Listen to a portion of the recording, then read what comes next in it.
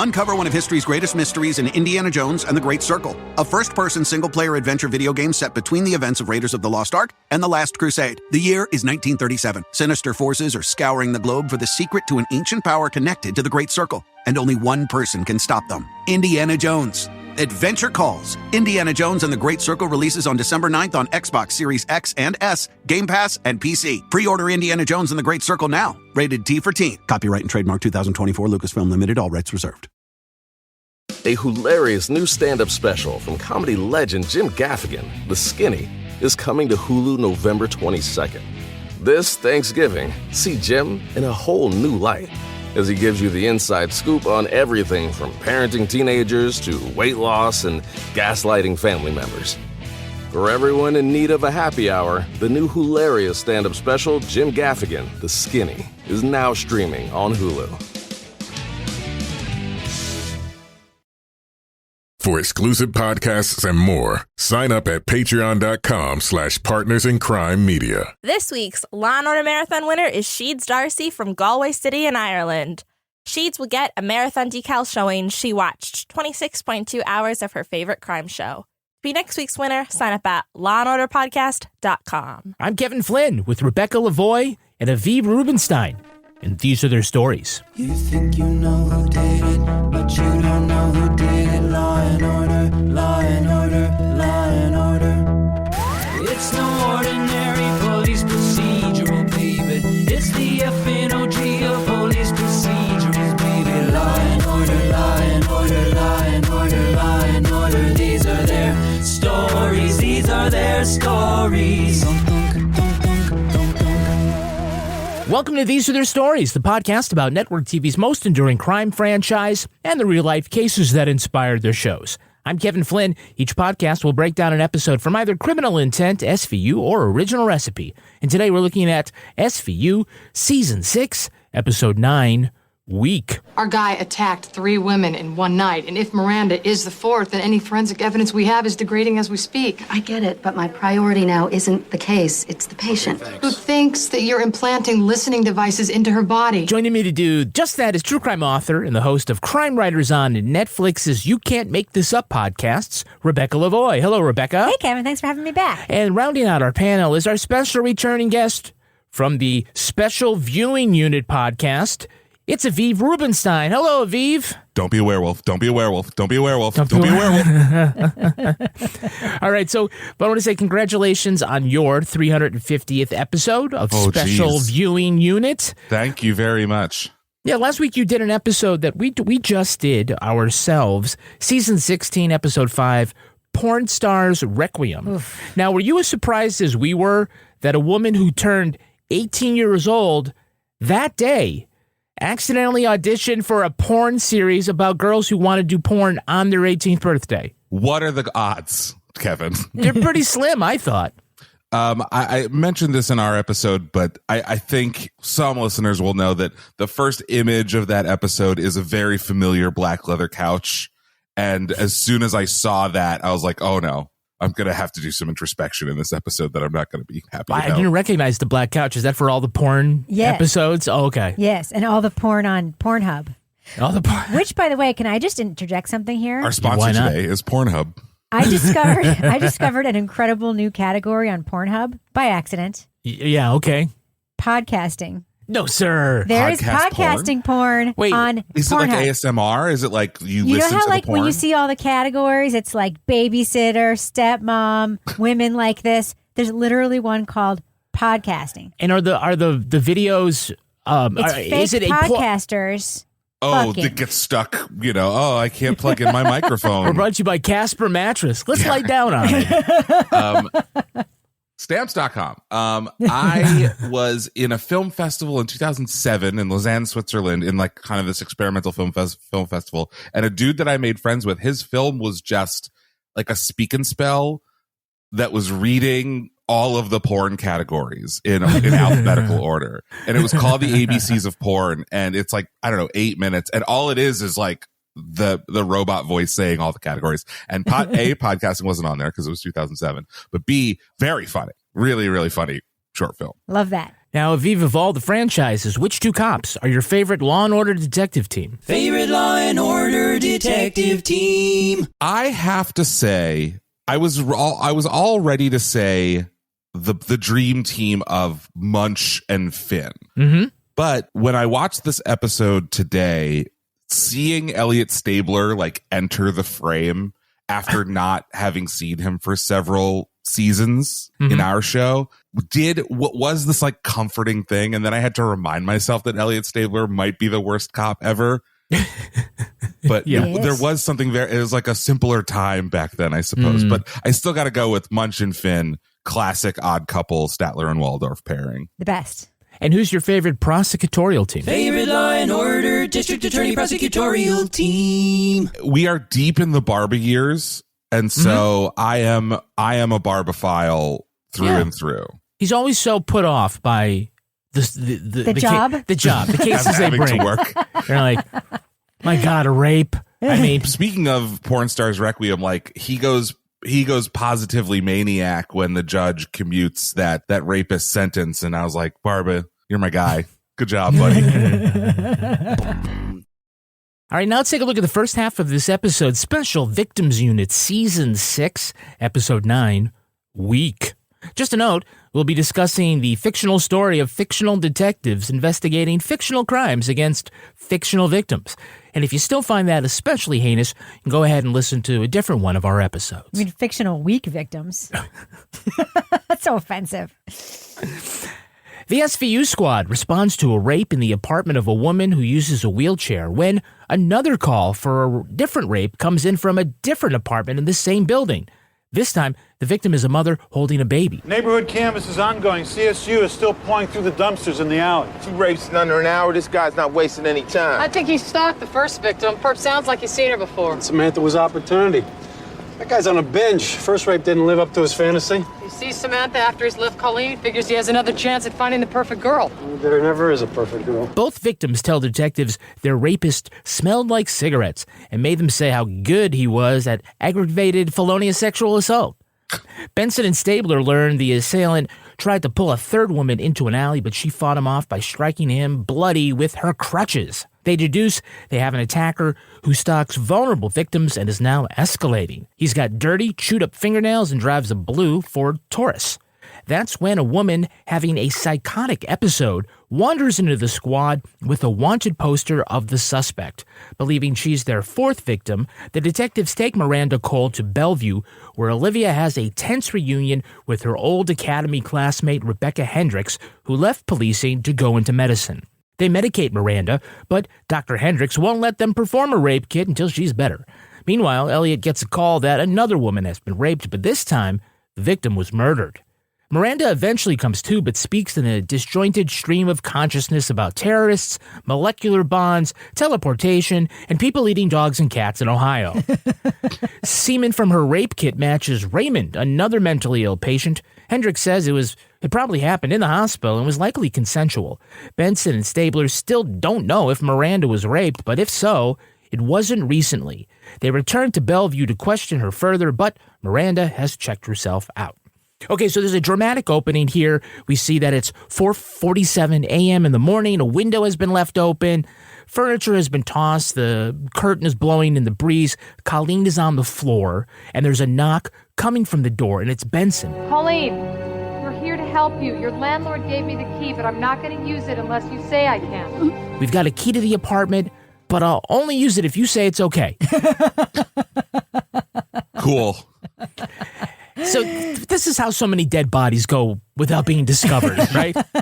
It's kind of like, hey, anyone in there? Yeah, no? Okay. All right, cool. Entombed in rent-controlled apartments. I mean, like, couldn't the rapist be inside and be like, everything's under control, situation normal. It's fine. It's fine. We're good. Wrong number. I'm a big fan, like I said, a big fan of seeing Stabler come through the door, and even a bigger fan that he basically does not talk in this cold open. And Olivia is just like doing all the work, and then Stabler, the only thing he says is basically like, man, do these rapists ever sleep? Like they find out that that there's another rape that's like also in that building 4 floors up, and he just does his like Stabler look of like, the world is a shitty place and I can't wait to die. Can't believe I have daughters on this planet. Yeah. From context clues, this is around the time where his wife has left him, Yes. right? Yeah, she actually left in the previous episode. Yes. So it's fresh. They've got to bring a love interest right in. Yeah, and Olivia's not afraid to like jab that screwdriver right in his ribs about it. No, as she does later. Of course, you would expect in this episode that he would be really antagonistic towards the women, but he's actually sort of a role reversal, as we'll see. He's really more victim-centric and lives a dick. And Olivia's a fascist. And, yeah, she's more the bulldozer, yeah. I have a question about the time frame. Yeah. This is not a thing that you gentlemen might have noticed. But Olivia's makeup was fucking perfect. Her hair was perfect. It was Why wouldn't I have noticed 40 that? in the morning. So did she get the call at, 3:30 in the morning and was like, just wait. I need the hot rollers. I need to contour. I'll be right there. Everybody was there. It's the like Josie and the Pussycats Yes. sort of swoopy hair. Mm-hmm. I have a feeling she shows up at work at 10, right, for third watch. And then in between every call, she's like, oh, last looks. It's like that roller is constantly plugged in the bathroom, in the woman's room that only she uses at the station. That's right. Yeah. So as the CSU a technician is gathering evidence, one of them finds a condom wrapper. What's that? Condom wrapper. Guy was taking out the trash. Taking out the junk, maybe. I don't know about taking out the trash. The second rape victim, who her disability was, let me check my notes, having a child, said that she was attacked around 2:30, which is a dentist's favorite time. 2:30. Why? Oh, 2:30. 2:30. Oh, man. Thanks, Dad. Do you know that in the description for this show, when you hit the info button, it literally says a predator is like a rapist is preying on, quote, weak women? It literally says that. Like, they never call them weak in the show, but they call the episode weak, and then in the description they call them weak women. Apparently weakness, like having a baby, is considered like making somebody very I know they're vulnerable. all into like the one-word episode titles. Maybe vulnerable would have been better, or available, closeted. Who knows, right? Closeted. Yeah, if there's like an era kind of right after this where the titles have like weird, horrible double entendres. Mm-hmm. So if they like found the first victim in a closet and then we have our doer, then it would be called closeting. Yeah, for sure. Absolutely. Yeah. So the suspect wears his sunglasses at night, so he's a Corey Hart fan. He also wears a hooded sweatshirt, which inspires not one, but two Unabomber jokes. Yes. Well, that's great. Our rapist is the Unabomber. Besides, he was wearing shades. Kind of like that? Isn't that the Unabomber? I don't know. Do you think that sketch artist realizes sort of halfway through what he's like, oh, shit, not again? Just gotta lean into it. Maybe it was the Unabomber. How many different ways can you do that from the previous drawings? Like, oh no, this time the drawstrings are longer, and the hoodie. Completely different guy. I think he's got like, instead of aviators, it's like Oakleys. It's like a very 2005 Unabomber look. Yeah, absolutely. We also learned something about Stabler when he visits that nail salon. What's that? Apparently he has raccoon claws at the end of his fingers. You did a guy's nails the other day, didn't you? Yeah. What a mess. How so? They were filthy, and he chewed them half off. Not much I could do for him. Like you. I got some bitter nail polish if you want. Thanks, no. You need to sit in my chair, stat.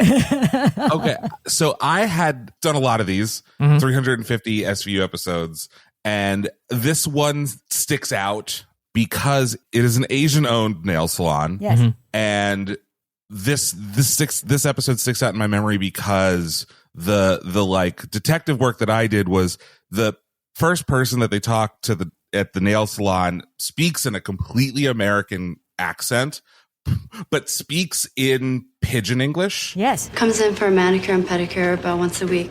She say just because she can't walk, don't mean her feet can't be pretty. She's like, she come in all time. She see creepy man. And so my theory is that this actor, like, they were like, please there was an argument on the set. They're like, okay, I'll meet you halfway. Yeah. She's like, oh, I'll do the words, but I'm not going to do the voice. Yeah, and they're like, fuck it. That's right. Haven't you met the casting director? He was in that episode where he played a porn star casting director. Yeah. So a plot twist comes when Miranda finds her way to the squad room. She's lucid enough to know that this is where she needs to be, but she can't communicate what happened to her. The over-the-shoulder score of the day got them over. Do you know where you are? Ma'am. When someone tries to talk to her, she has this violent psychotic outburst in which Finn gets smacked in the face and they don't know what's going on. So once again, nice job, front desk. Yeah, right. This is pre people just getting like gunned down in the middle of the squad room. It was leading to that the whole time. The guy's just like, second floor, elevators to the left, stairs to the right. You need to hit someone, hit Finn. Yes. Oh, yes. hit Finn, yes. But who are those other guys in the squad room? Who are those other people answering phones, sitting at desks? They don't work. They're not the third watch crew, apparently.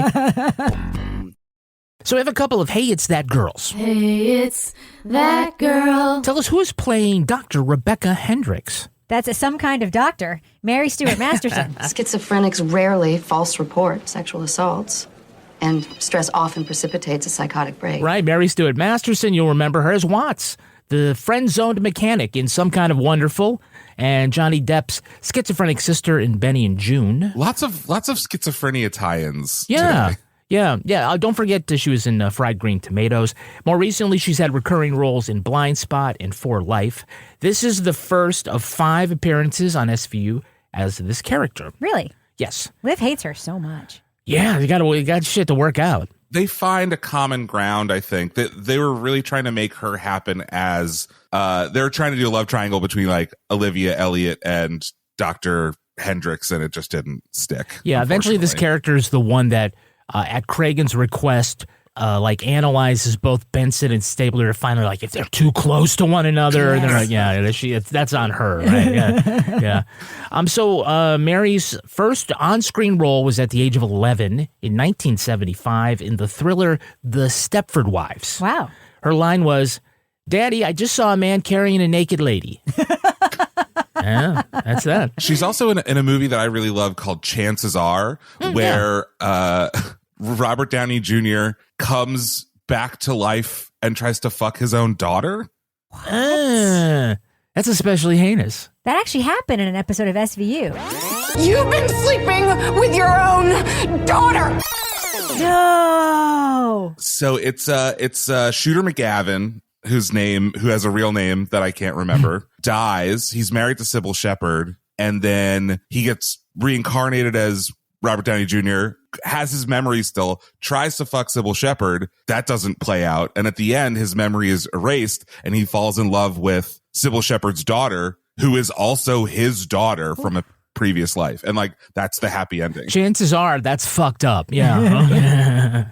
So her character in Heaven Help Us had to smoke cigarettes, and Mary says it took 20 years to then kick the habit. Wow. That's what you call method. Meth acting. Exactly. It'd take even longer to get off of that. Can you tell me the name of the actress playing Miranda Cole? I can. It's Amanda Plummer. What does he look like? He controls my eyes so I can't see. He teleports so he's always behind me. You'll probably remember her as Honey Bunny in Pulp Fiction. Remember, Be Cool Like Fonzie. And she was also in The Fisher King and most recently Star Trek Picard. And she's Christopher Plummer's daughter. Yeah. Is she really? Yeah. She is. Oh, wow. Yeah. She is. Captain Von Trapp. She's a Captain Baby Von Trapp. Military brat. Exactly. The Fisher King is the one worth noting because that's where Robin Williams plays someone with schizophrenia. Mm-hmm. That should have been Robin Williams' first Oscar. Yeah. For her appearance in this episode, Amanda won the Emmy Award for Outstanding Guest Actress. It was the first Emmy Award given to SVU and the first Emmy for acting in any Law & Order franchise. Wow. Pretty impressive. Very impressive. She is very good in the episode. Obviously. Yeah. She's really, really good. She has 3 Emmy Awards. She also has a Tony Award. And as Rebecca said, she is the daughter of Oscar, Tony, and Emmy winner Christopher Plummer. Her mother is Tony winner Tammy Grimes. And so they are the only father, mother, daughter combo to win Tony Awards. Wow. What a trifecta. What a trifecta, yeah. Huh. So she has all of those accolades, but who will forget her role in the ABC After School special, The Unforgivable Secret? Oh, no. Any guesses? Will you forgive me if I say that I have not seen that? Oh, I may not forgive you. Does it involve an illiterate toy maker? It does not. No, that was... in this one, she learns that her dead father is alive and living a secret life to escape an enormous amount of financial debt, which was way much easier than just declaring bankruptcy. An extremely forgivable secret. Yes, I kind of understand. How are like after school age people supposed to relate to this in any way? Like this is not like one of those like very special this could happen to you situations, which most of the after school specials were. What the fuck is this about? One word, Reaganomics. So we have a repeat offender. Repeat offender. We have Dallas Roberts. He is here as Thomas Mathers. I'm not gay, all right? I'm going through a thing. He will later play serial killer Greg Yates, who can smell that Rollins is pregnant. That's right. It's incredible. Pardon me. We have not gotten there yet. Excuse what? Yes. He can smell because he is a serial killer, and at one point he's in prison. I'm not going to tell you what happens later, but at one point he's in prison, and then Rollins wants to go talk to him because he's a suspect or thinks that they'll think he knows more about the Long Island serial case. Did you leave like a Hannibal Lecter sort of thing? Yes. Yeah. Did he leave the body in the suitcase that they left in the wall? Which is like if it's in a suitcase, it has a handle, so you shouldn't bury it in the wall anyway. But I digress. Right, but he's also tied to that maybe Long Island serial killer fake case thing that they have. And Amanda's like, I'm going to go talk to him. We have like a rapport, and she walks in to his sex trailer, right? Where he was just having his conjugal visit, which is disgusting. Yeah. Maybe that's what he somehow was smelling. Over all the sex smells. She had a slightly different scent, like you do. How far along are you, Detective? How pregnant do you have to be? Yeah. No one else knew she was pregnant. He was the first one to tell her she was pregnant. And I mean, she knew, but she hadn't told anyone yet. He could smell it. But that's also a Hannibal Lecter thing, right? Hannibal Lecter has like a crazy sense of smell. Yeah. Well, so he now can we're just smell like her, you know. Their placenta, who knows, right? Okay. Hormones, yeah. And we have another repeat offender. Another repeat offender. We have here again Geneva Carr. Her junior year in college, she got an internship with a senator in D.C. That's when she started telling us the Soviets were bugging her phone. Playing Miranda's sister Margot. You know her from her 6 seasons as Marissa on CBS's Bull. No, I don't. You don't, I know that. Did you spot who's playing the opening victim, Colleen? He just kept saying that I wasn't as good as he imagined when he first saw me. He thought I was going to be the one. That is Becky Newton. She would later play the stripper at the Lusty Leopard and Barney's ex-fiancé on How I Met Your Mother. Wow. Oh, hell yeah. Yeah, and she played Mean Girl Amanda on Ugly Betty and is currently playing Loma in The Lincoln Lawyer. Huh. Growing up, she and her parents lived in a log cabin because they decided they didn't want to have sex again. A Lincoln Log Lawyer. Yeah, Lincoln Log Lawyer. Perfect. Very good. Very good, Aviv. Thank you. Lastly, we have a Hey, It's That Guy. Hey, it's that guy. Who is the actor playing Officer Tanner, the guy who says, you better listen to this? Detectives, better listen to this. Oh, the worst actor ever. Yeah. Just like a Mike O'Malley looking motherfucker. I don't know who it is, but I noticed how bad the performance was. Okay, I'll tell you who it is. That's Paul Borghese. 6 Law & Order appearances, mostly as a clerk or a bailiff or something like that. His wife, Malika, is the widow of comedian Sam Kinison. Wow. She was in the car when he was killed in that head-on crash with a 17-year-old drunk driver. Huh. Paul is mostly known as a producer and a director. He basically works in 2 different genres. He's done a lot of work recently in mob films and TV shows, either as a bit character or directing. He was in The Irishman, The Sopranos, The Family's Feud. That's a good title. But he started out in a whole other genre. Among the titles, Sex on the Set, Sex in the Saddle, Fantasy Centerfold Girls, and The Great Centerfold Search. Oh, no, wait a minute. It's The Great Canadian Centerfold Search. Oh. Forget it. You've given it all away now. Yes. I didn't say who they baseball found. movies. Yeah, baseball. Is that a podcast genre? Well, no, it wasn't actually. But don't worry, Rebecca. There's some here for you. Okay. Yeah. He also directed Mr. Nude Universe, Ooh. Hunks in Hedonism, and Playgirl Magazine presents the hottest hunks of South Florida competition. So he's trying to overcome that thing where like no one actually wants to ever look at a penis, and he's trying to like make it a thing. Yeah, he's out there doing God's work. So that's why my OnlyFans is pulling in $0. If you're showing your feet, maybe, but no one wants to see the junk or the trash, whichever you take out. By the way, Aviv, just so you know, Rebecca and I also met on a show like that. It was called The Most Mediocre Catholic School Graduates from Western Massachusetts. So like we said, in kind of, reversal of roles, it's Stabler who's the one who's more victim-centric, and Benson is hard on the victims for, just for the sake of the case. Now, Miranda, she hasn't even said that she's raped.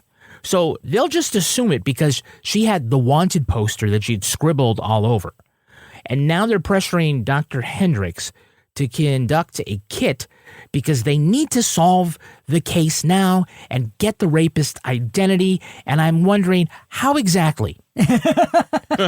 You need this now? It's more likely that she has figured out who the Zodiac killer is by the scribblings on that piece of paper. And it's like, he might have left his driver's license in her hooch. Come on, let's go. And after all that, they come to Ray Ray. That's who they get. The funniest defendant in the history of the world. Very funny, actually. I was talking, inappropriate times. My mom says, it's better to use a pencil, not the crayon. But I actually think red isn't the color of blood anymore. I mean, everything is different.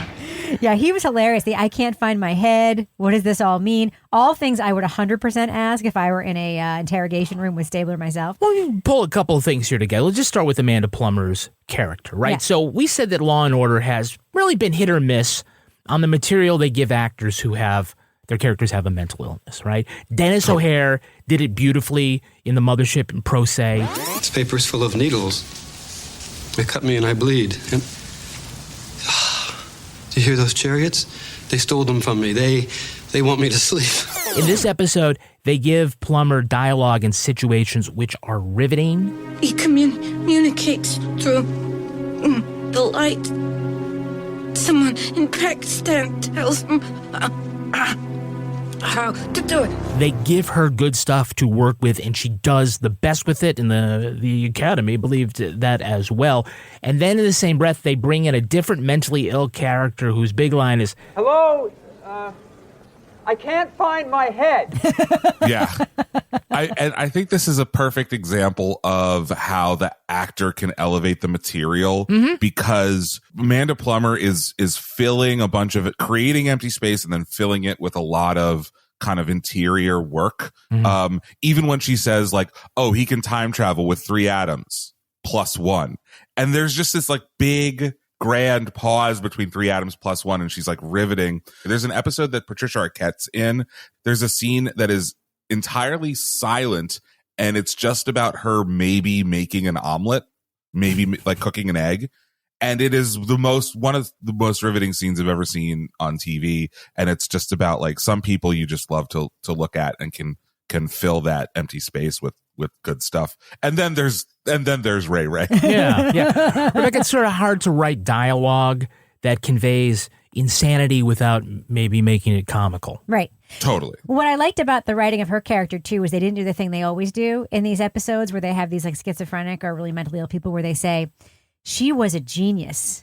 Oh, and yeah. then this happened. She was a highly successful. Remember the guy? There was a guy who was a lawyer who was really successful, and then he had schizophrenia. It's always like some genius who's gonna. It's like she's not a genius. She's schizophrenic, and she doesn't know anything about molecules. She just says I the don't know. words I think a she lot. probably did really great in high school because she was. Yeah, I think it's kind of implied that she was. She did like work for the State Department or something, right? She like interned for someone, and then she started talking about how the Soviets are listening to us. Maybe we should listen to her. She's not wrong. Yeah, that's right. Yeah. So, like I said, the semen they find does belong to Raymond, and Hendricks jumps to the conclusion, well, it must have been consensual sex. He and Miranda must have had sex on the ward. He was discharged this morning. You sure the sex was consensual? Unfortunately, it happens all the time at the hospital. This happens all the time at Bellevue. These loonies will not stop fucking. I mean, man, I knew this because I subscribed to Cinemax. I just was hoping it was the hot nurse and not Ray Ray. Oh, stop it. Is this the new category we're going to find on Pornhub? Bellevue sex? Bellevue sex. New? It's crazy hot. Yeah, right. Yeah. New. It's crazy hot. Are we to believe, this is my one question about the Ray Ray stuff, though. Are we to believe that their sex was truly consensual? And we've met Miranda, right? Was Miranda like lucid enough in that moment to be like, listen, I know where your head is. And you should put it here. I mean, come on. I like that the immediate assumption is that Ray is eating puss. Oh. I mean, come on. Which is a correct assumption. Yeah. I don't know about consent for either of them, but maybe it's like offsetting penalties in football. It's like I think that's right. Yeah. You can't consent, neither can I. So the tone of Rebecca Hendricks' voice is like, oh my God, this is happening so often.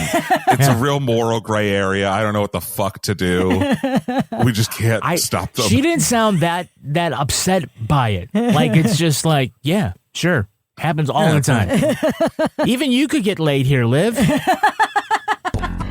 Uncover one of history's greatest mysteries in Indiana Jones and the Great Circle, a first-person single-player adventure video game set between the events of Raiders of the Lost Ark and The Last Crusade. The year is 1937. Sinister forces are scouring the globe for the secret to an ancient power connected to the Great Circle, and only one person can stop them: Indiana Jones. Adventure calls. Indiana Jones and the Great Circle releases on December 9th on Xbox Series X and S, Game Pass, and PC. Pre-order Indiana Jones and the Great Circle now. Rated T for Teen. Copyright and trademark 2024 Lucasfilm Limited. All rights reserved. A hilarious new stand-up special from comedy legend Jim Gaffigan, The Skinny, is coming to Hulu November 22nd.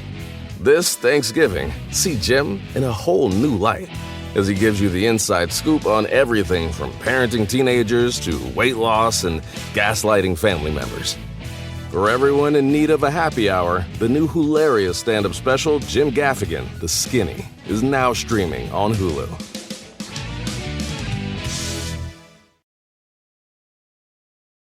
All right, now let's take a look at the second half of this episode. Now that Miranda is in the wind, Olivia is pissed at the healthcare system, medical commitment laws, and most of all, former police officer Dr. Rebecca Hendricks. This is exactly the problem with the mental health profession. You medicate them just enough so you can cut them loose, and then nobody monitors them. They go off their meds, and the next thing you know, they either become a victim of a crime or they commit one.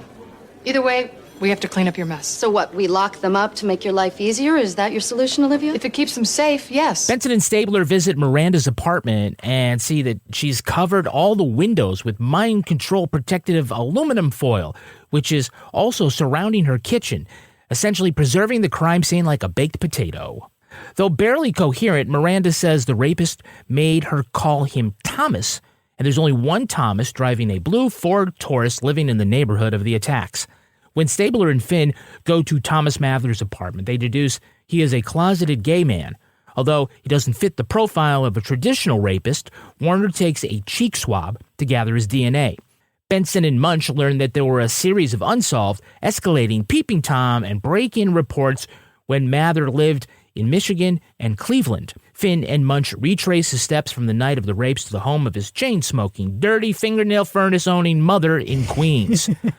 Mathers denies he's gay and denies the rapes.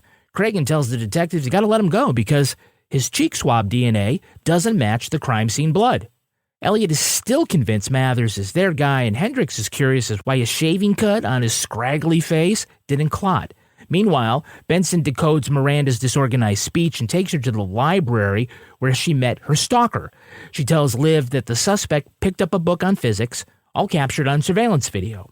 Hendricks says a past bone marrow transplant accounts for why the DNA in Mather's blood doesn't match the DNA in his cheek. So paired with the fingerprints from the library book, it's enough for Novak to file charges. But after the arraignment, Hendricks tells Olivia that Miranda has taken her own life. Okay, so Benson and Stabler go looking for Miranda at her apartment, and it has all sorts of protections from evil forces, including curtains that are made from the stay tabs from those aluminum cans. Yep. Soda can tops. There must be thousands of them. She probably uses them for protection. I always knew somebody was doing something with those. Did you ever have like some relative or someone was like pulling them apart and like saving them? Was that just my father-in-law? No? My co-host of the Special Viewing Unit podcast, Matt Reuter, does that. He like rips off the pull tabs, and I've never seen his bedroom. Yeah. So he may have a beaded curtain of all these pull tabs or chainmail. Yeah, and is he convinced that it like helps people with kidney dialysis or something? It's like some diabetes. Yeah. Oh, that's what it is, diabetes. Yeah. I'm like, maybe it's not your psychosis. Maybe it's all the beers you drank to get 4,000 stay tabs. Remember back when we were growing up, Kevin, like a certain kind of drinker man would pull that off the beer can and then just put it in the beer can. Right. Well, those are called. That was Matt. That's what Matt and would I'm do. like, you're going to fucking choke to death. What Yes. are you doing? Well, that's why they got rid of the pull tabs. Now they're called stay tabs because they stay on. And I'm just going to give a little sound effect there. I happen to have one. But you're right. People would drop it in. My dad worked at an emergency room. And when one guy came in with it severed the inside of his throat, No he's shit. like, that's it. I'm not doing that anymore. No, that's why you're not doing it anymore, because it's stupid to do in the first place while you're drinking. Yeah. Put a choking hazard in your drink. That's how real men did it, though, Rebecca. So they find Miranda's hiding in a closet protected by one large sheet of aluminum foil. Question, how did she seal herself inside that? Oh, I know. How? It was like a Jiffy Pop situation where she put heat on the inside. Legit, that foil was like Jiffy Pop foil. Did you hear them cutting it? It was like the... Yeah. Yeah, that's what was going on. You get the industrial bakery-sized tin foil and then just perfect pull one sheet. Well, I'll tell you, that is a 30-inch doorway, and no one makes aluminum foil rolls that wide. What? No, they had to get that special. I don't think it was aluminum. Again, I Well, think whatever it is, tin foil. It's like Mylar or some shit. Like they put on a Jiffy Pop bag. You mean like the blanket they give to the marathoners at the end of the run? She has access to space blankets. She's right. an astrophysicist. That's right. Kevin. But what would you use it for? You're like, oh, I need to keep a roast pig warm. It's like I got to put that over that. Well, to be fair, those 24-inch rolls of aluminum foil, they didn't start 24 inches, right? The thing was probably a lot bigger, and then they like sliced it into pieces. Maybe she has access to a Reynolds factory. Yeah. Listen, I'm just trying to answer your fucking question, okay? Yeah. So you think that like living in an apartment looks like the inside of a Hershey bar wrapper would be all the deterrent she needed? Because I think Thomas would walk in and be like, nope, I'm out. I don't want it that badly. This is too creepy for me. I think that's why he was comfortable enough to be like, my name's Thomas. No one's ever going to believe you. Yeah. Right. But within all of her disorganized talk, the one thing that they take for gospel is that the rapist called himself Thomas. His real name. Yeah. So they put it together that with the other clues that they have and determined that there are 150 men in New York named Thomas who drive a blue Ford Taurus, and that is the saddest part of the episode for me. My first car, a champagne 1994 Ford Taurus. Nice. Champagne. Very nice. Champagne. I love that for you. Thank you. So then they go to Thomas Mather's house and they are greeted by a hot guy, fresh from the shower in the middle of the day, wrapped in a towel, and says, well, Thomas is here, but he's indisposed. And yeah, he lives there too, in that one bedroom. And then Finn whispers to Stabler, This guy's gay. yeah, all of America picked up on that right away. You know who doesn't want him to be gay? Melinda Warner. Warner. Yeah. She's so horny. The look on her face, even before she enters the door, she's like, my first house call in a year, and this is what I get. She goes, hi. They're at a fucking murder suspect's house. Gay.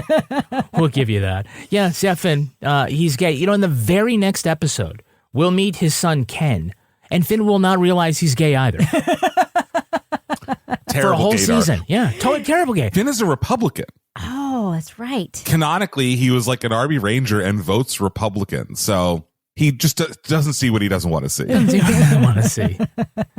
Welcome to the elite squad. Yeah. So Mathers is trying really hard to deny that he's gay, and he goes full incel and accuses Benson of being a Becky. Being single's not easy. You would not look at me twice if I asked you out.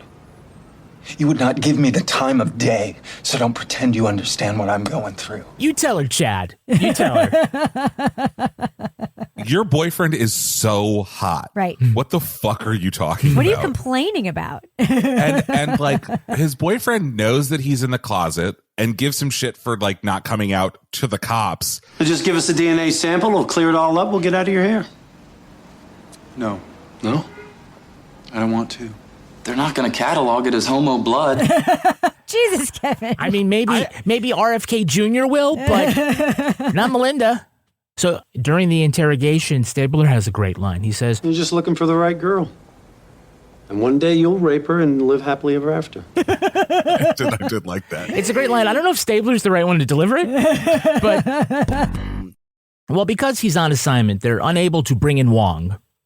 Oh, you're going to do it? You think I'm going to do it? Nah, I don't have to do it. Rebecca's Wong in this episode. Okay, I'll do it. Bring it Wong. He's not wrong. Bring it Wong. I don't do it. It's non-consensual dancing. Okay. So Hendricks comes aboard and Benson has some simmering resentment that she takes out on Stabler. I want to talk to her without Rebecca. What's your problem? She's a cop. That's all I need to know. No, Elliot. She didn't think that being a cop was good enough, so she quit. Is that what this is about? Some sort of inferiority complex? You know, I get that you're on the rebound and everything, but if you could keep it out of work, that'd be great. Wow. The bananas Kathy left are still green, and she's going there. Especially coming from Olivia, like, it's your fault. Like, he's in love with you. Mm-hmm. What do you mean, keep it out of work? Mm-hmm. Right. 100%. Right. The gay guy just accused you of not being good enough for him. I mean, you're like really pissed. So they're all shocked when the DNA from the scene doesn't match Mathers. And that's why they have to look more closely at the Unabomber. Uncover one of history's greatest mysteries in Indiana Jones and the Great Circle, a first-person single-player adventure video game set between the events of Raiders of the Lost Ark and The Last Crusade. The year is 1937. Sinister forces are scouring the globe for the secret to an ancient power connected to the Great Circle, and only one person can stop them: Indiana Jones. Adventure calls. Indiana Jones and the Great Circle releases on December 9th on Xbox Series X and S, Game Pass, and PC. Pre-order Indiana Jones and the Great Circle now. Rated T for Teen. Copyright and trademark 2024 Lucasfilm Limited. All rights reserved. This episode is brought to you by Nordstrom. It's a season of wonder all the way at Nordstrom. You'll find the best gifts for everyone you love, plus party-ready looks for every occasion. It's easy with free shipping and returns, in-store order pickup, and more. Shop today in stores and at Nordstrom.com. Hi, I'm Samuel L. Jackson. You've taken my grandfather from me. You've taken my uncle, my aunts, even my mother. Enough is enough. See, my generation has something different. Hope. The Alzheimer's Association leads the way to end Alzheimer's and all other dementia, providing care and support, driving research breakthroughs, and promising new treatments. Donate today at alz.org/hope and join Generation Hope. A hilarious new stand-up special from comedy legend Jim Gaffigan, The Skinny, is coming to Hulu November 22nd. This Thanksgiving, see Jim in a whole new light as he gives you the inside scoop on everything from parenting teenagers to weight loss and gaslighting family members. For everyone in need of a happy hour, the new hilarious stand-up special, Jim Gaffigan, The Skinny, is now streaming on Hulu.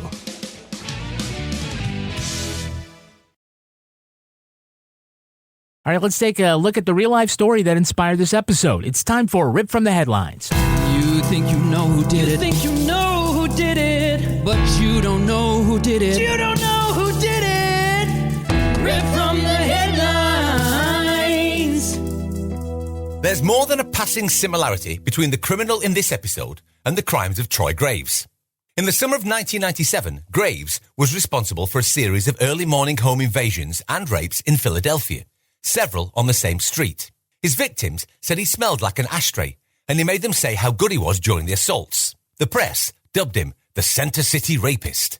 During his fifth known attack, he strangled Shannon Sheba. During the attack, Shannon bit Graves' ring finger, drawing blood. Graves was amongst those questioned and released by Philly police, but never arrested. He got out of town by enlisting in the Air Force and shipping out west.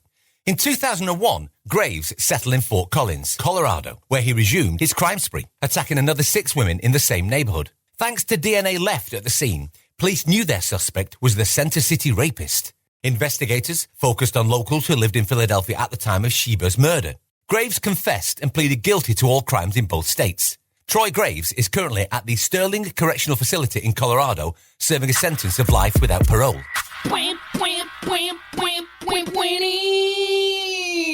So a neighbor of Shannon's heard screaming from the apartment, told 911 that he heard the sounds of choking.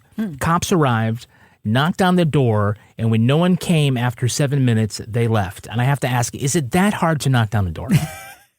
It seems so easy on TV. 7 minutes feels like not enough time to wait. But isn't 7 minutes also a clue that there's something fucking wrong inside the apartment? I mean, they didn't even have the key. They didn't go get the key. I have the key. I'm just not going to use it. Yeah. I mean, you can always fix the lock later if you got to jimmy open the lock, but you can't fix a dead person or an assault victim, right? What constitutes probable cause, I guess. Yeah. I mean, not to be reductive, but the rapist found a way in the apartment. Exactly. Why couldn't they? True. So after his 6th Philadelphia attack, Graves shipped out to Lackland Air Force Base in Texas. Then he was sent to Warren Air Force Base in Cheyenne, where he was a maintenance worker on missile silos. And does the fact that the Air Force needs people to permanently maintain nuclear missile silos really comforting or really disturbing? Disturbing. Okay, you go with disturbing. That's cool. Yeah. Shannon Schieber's parents are practicing Catholics, and one of the reasons Graves avoided the death penalty was because they opposed it. And in subsequent years, they have been outspoken opponents of the death penalty. They say capital punishment is a human institution, subject to mistakes, a waste of money, and it doesn't change the fact that their daughter is gone. So, Aviv, isn't it one thing to sort of be an activist and supporting it because of your conscience, and isn't it another to oppose it when in real life you have every reason to support it? Yeah, I mean, I'm so glad that you've asked me to answer this question. You're not coming back next week, so it's fine. Yeah. I, too, am kind of like a death penalty abolitionist and in some senses like a prison abolitionist. 2020 on has really radicalized me in terms of like how policing is. And in no small part of like doing this show every week. The SVU show that we do. And so I think that that's like really walking the walk. It's like very easy for me to say that I wouldn't seek the death penalty for if a family member was killed. But yet, if like someone looks at my dog the wrong way, I'm like, I'll fucking end you. And so I think it's like pretty impressive that the victim's parents like really exemplify their beliefs like that. And I hope that I'm never put in that position, but if that happens, I also hope that I like don't completely lose all of my morals. Same. I would completely oppose a death penalty in any situation. The problem is if you live in Texas, they don't care. Yeah, no. They're just like, you don't want him to die. You don't want him to die. You don't want him to die. We're definitely killing him. They literally just executed that man. I know, that like innocent person. Yeah. Yeah. Schieber's parents did seek justice the American way, which is they sued the city of Philadelphia for their response to that 911 call. Good. Hell yeah. They were unsuccessful. Oh. Hell no. Yeah. So what's a civilian got to do? Hey, how do I get a little payout from the Philadelphia from the city? It's like could you have at least reimbursed us for the door? They didn't open the door, Yeah, Kevin. That's why. I was like, oh, we can't do it. That's why they didn't open. They're like, oh, we're gonna have to pay for that door. Yeah, that'd be rough. Totally rough. So Graves had gotten married while he was in the Air Force. So he was, at the time he was arrested, he was married to a woman whose name was Amy Wade. And it's funny because the newspaper article said, like, her parents said, I just, we just wanted you to be careful about who you married. So, marry a nice guy. Yeah, he seemed nice. After their 1-year anniversary, he was arrested. So, as you know, the traditional gift for the first anniversary is paper. As in, here's an arrest warrant for your husband. Well, that's going to do it for us. We want to thank our guest, Aviv Rubinstein. Can you tell us where our listeners can follow you online? I do. I host a co-host a podcast about Law & Order Special Victims Unit called Law & Order Special Viewing Unit. I'm actively trying to take that podcast down from the inside. We are like 18 months into a bit where I turn off my camera and eat a snack into my microphone, and Matt has to guess what snack I'm eating, and he's slowly going insane. And yeah, so we're in our 9th year now, but if you want to find me, I am at Rambo Calrissian on Instagram. Our show has a Blue Sky now. It's at SVU Podcast on Blue Sky. And just say hi. Rebecca Lavoie, how can our listeners follow you? You can find me on all the platforms, including Blue Sky, at Reb Lavoie. And you can track me at Rambo Calrissian. You can tweet to us at Law & Order Pod, and you can follow us on Instagram at These Are Their Stories Podcast. And find us on Blue Sky as soon as we make the account. I don't know what the name is. I'm assuming it's going to be These Are Their Stories Pod. podcast Yeah. or Law and Order podcast. I don't fucking know. But you can like and subscribe to us on YouTube and TikTok. Our newsreader was Cy Frater. Our theme music was composed and performed by Uncanny Valleys. Content assistance from Travis Roy. Lily Flynn handles promotions. All clips in this podcast were used in compliance with the U.S. Copyrights Act fair use exemption for criticism and commentary. Go to lawandorderpodcast.com, sign up for our newsletter for a chance to be our next Law & Order Marathon winner. These Are Their Stories was recorded in Studio C and is a production of Partners in Crime Media.